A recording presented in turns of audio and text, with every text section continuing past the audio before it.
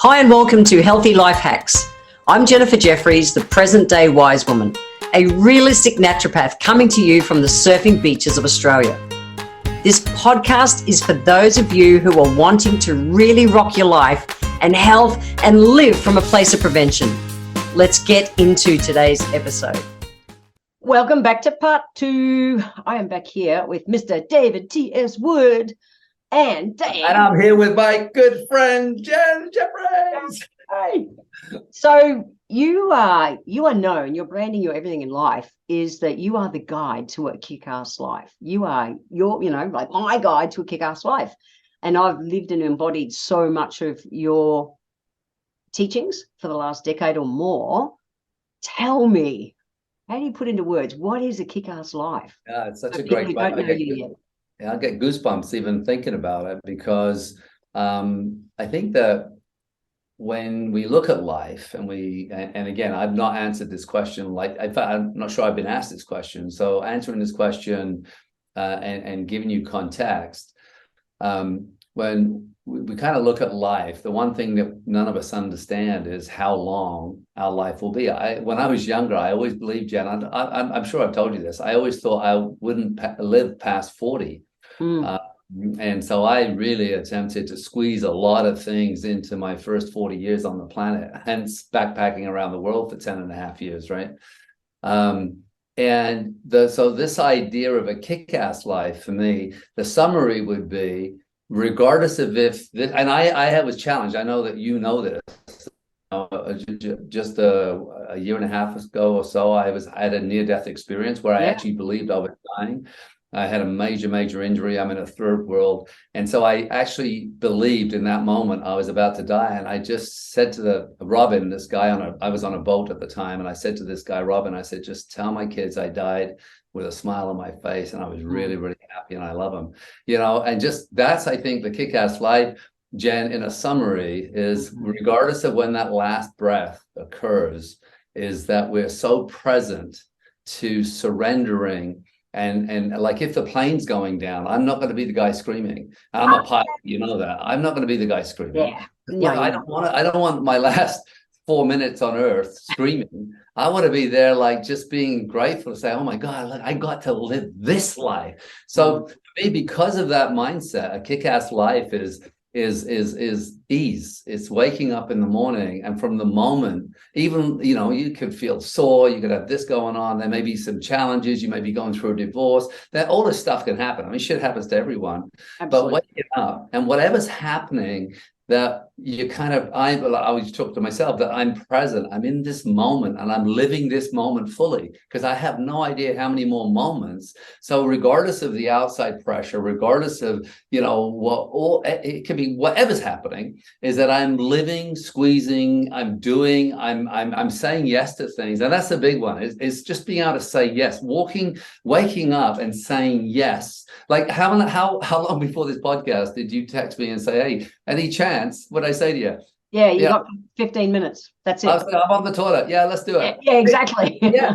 But a kick-ass life is that, yes, just say yes, because why not, right? So I think it's, for me, if I could encapsulate it, is that those last seconds on Earth, and if it was to happen for you tomorrow, yes, let's say if I die this afternoon, and I can see it coming, is that I die with a smile on my face in absolute gratitude for having lived fully.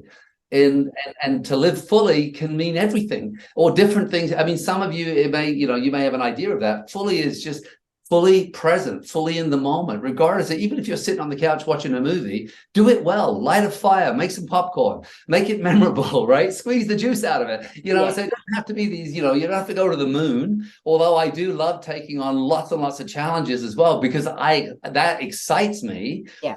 So does that answer the question, Jen? I've never answered it, but it does. I call it a juicy life. You call it a kick-ass life. I had my version of your thing in my 20s, and I vowed to not waste a minute of my life since. That I just take advantage of every moment of life, and I live a juicy life. My Jeep's called the Juicy Jeep. It is. So if people are sitting here, it's all right for you. You're a mega millionaire, David, and Jen, you do your thing. That's all good. But I'm shy little me or something. What's something we could give them as a place to start to live their juicy life, no matter their age? Because I've got people, in their 80s and that who listen to this, got people. This is such a great question. And you saw me teaching on stage just a few days ago in Brisbane. And I sort of drew out the tree of life, right? And I said, look, here's the tree of life. And, and imagine this beautiful tree, and on it are fruits. And what people do is they look at the fruits and they say, look, they're not big enough. They're not juicy enough. They're not ripe enough. They're not tasty enough. And those things is what we do. And if we want to change the fruits, that we've got to look at the roots.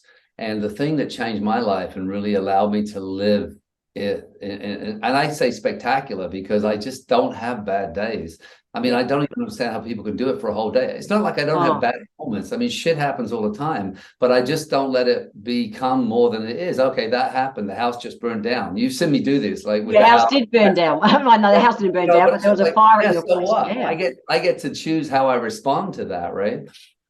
So, the idea then that the fruits, but I've got to go to the roots. And what I realized, Jan, is the thing that everyone could learn from is to rewrite your vocabulary, is to understand that most of the thoughts that you're thinking currently, I'm gonna look right at the camera to you listening, most of your thoughts, and this is scientific data, right, are repetitive. We think 70 to 80% the same thoughts day after day after day after day, and the greater majority of them are negative. Mm-hmm. And then when we look at a 2-year-old and we understand where our thoughts come from our environment.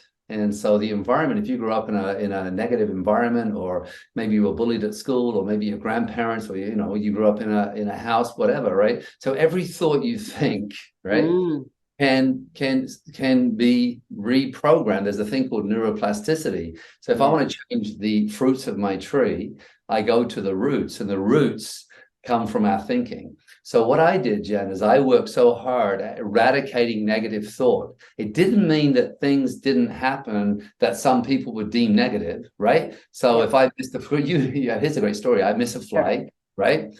Because we're stuck on a runway for 4 hours. Everyone on the plane's pissed off except me and one girl. And we end up talking, and now we've been dating for 8 years. So if I'd been an asshole, or she'd been really bitchy about the whole thing, I wouldn't have even talked to her.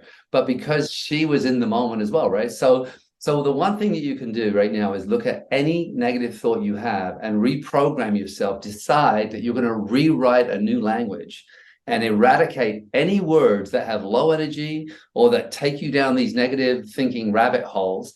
And you just start to reprogram. And there's a thing called neuroplasticity, scientifically says that we can reprogram our brain. So Jen, if we just do that, if I have a head that I manage, in other words, I am the gatekeeper of my thinking, and I do not allow negative thoughts to run wild in my head. When I catch them, I acknowledge them, and they take a while, and I reprogram. I don't want to think that. So, for example, you never, or you rarely ever hear me use the word need. And if I catch myself and I say, well, I don't need to, I choose to, right? I don't like the word hate. I mean, I've used it as an illustration, but there's all these different words that are low energy or negative, and I decide that I do not want to use them. I can rewrite my vocabulary. And when I'm around other people who are negative, typically what happens is you become very much a part of the environment. So if you're around a lot of negative people, your language will reflect that, but you're going to be drawn into this negativity. I can be around negative people. I can hear their negativity because I'm so sensitized to it, but I don't jump in their negativity with them. I stay out here, and what ends up happening most of the time, Jen, and you've seen this, is they get drawn into my orbit. Absolutely. Listen to this. I've never said this before, but they get drawn into my positive orbit. I don't get sucked into their negative vortex, right? So it's just like, so we're walking through the world. If we've really managed this thinking process, and we're conscious of every single thought we think, and it doesn't take long. It takes about a year of conscious thinking. Yeah. And so when I live in a world where I have really positive thoughts, and it's not hypey, I don't walk around like, it's not like, it's just like, hey, that shit just happened. And I get to name it, and I get to reference it, and I get to describe it, and I get to live into it. So I just choose not to live in this pinball game of negative thinking, which I think the majority, if you listen to most people, and I used to know a guy called T. Harv Eker, who wrote the book, The Secrets of the Millionaire Mind. And I trained hundreds of thousands of his students on money, and he said this. He said, give me 5 minutes. If I talk for 5 minutes with any human being, I will tell you their financial destiny for the rest of their life. And I can do the same thing. You can listen to someone for 5 minutes and you can tell exactly what their life is by the words and the energy and the negativity or the positivity in their life, right? So that's what I think, Jen, is a really good way to think.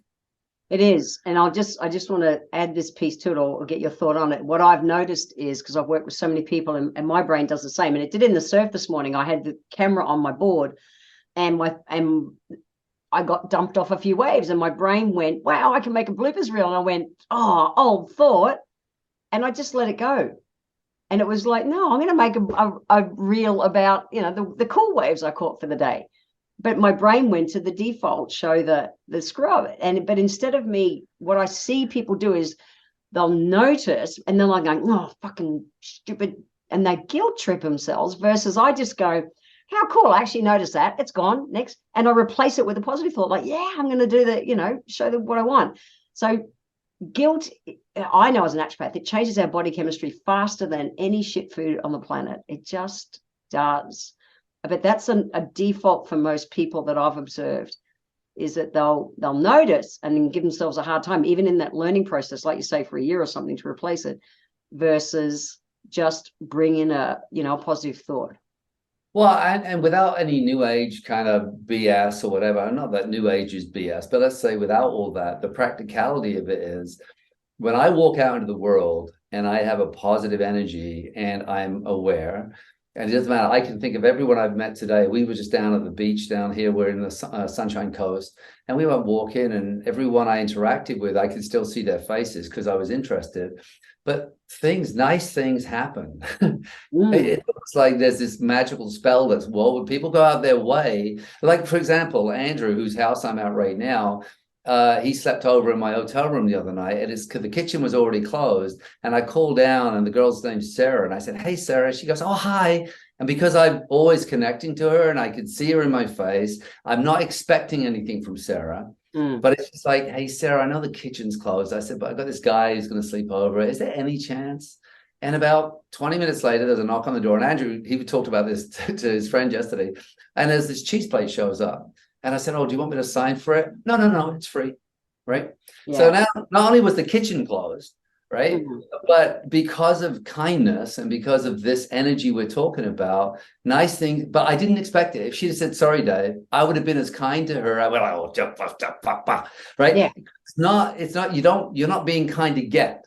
No. Being kind to the state of mind that you're, regardless of what's going on, regardless of what you get. But because that there's this, the lead is such a beautiful lead because you're aware of people, you see people. I think that's a really important thing, Jen, is noticing people, seeing people and noticing what's beautiful about them. I do that with everyone. This girl, Anna, today, who served us breakfast, I mean, she's from the Czech Republic. How do I know these things, right? And I know that she's been in Australia for 3 years and she'd love to get a visa to stay here and she loves her home country. I mean, how do you learn all that in a matter of seconds? And I care, and I just said, you've got such beautiful energy. And I wasn't trying to hit on her, just to tell her how great she is, right? And that's the world I think we can live in. It's the world I definitely live in since, being mentored by you for so long. So if you are wanting to live a kick-ass life, everyone, start to notice your thoughts. Don't give yourself a hard time. And all the things Dave's talking about, just be the vibe that you want to attract in life. It's not woo-woo, it's hard-ass science. And I know through my own personal life that, living this way is way easier and way more fun and way more kick-ass and juicy and all those kind of things. Mr. David T. Ashwood, I love you dearly. I really do. Thank you for being the man you are in my life. Thank you for being the man you are for this planet. You take a beautiful stand to help everybody grow. So thank you.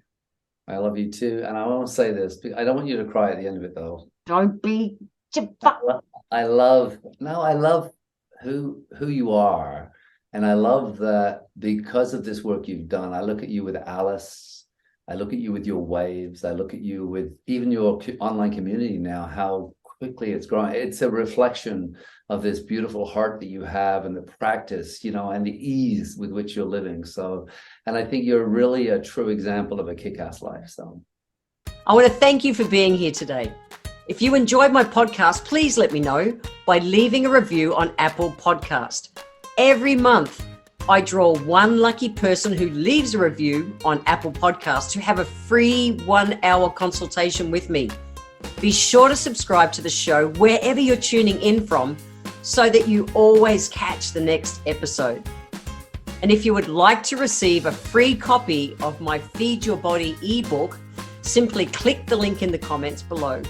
Join my newsletter and we will get that free ebook sent to you. I welcome your emails and you can write to me at podcast@healthylifehacks.com.au.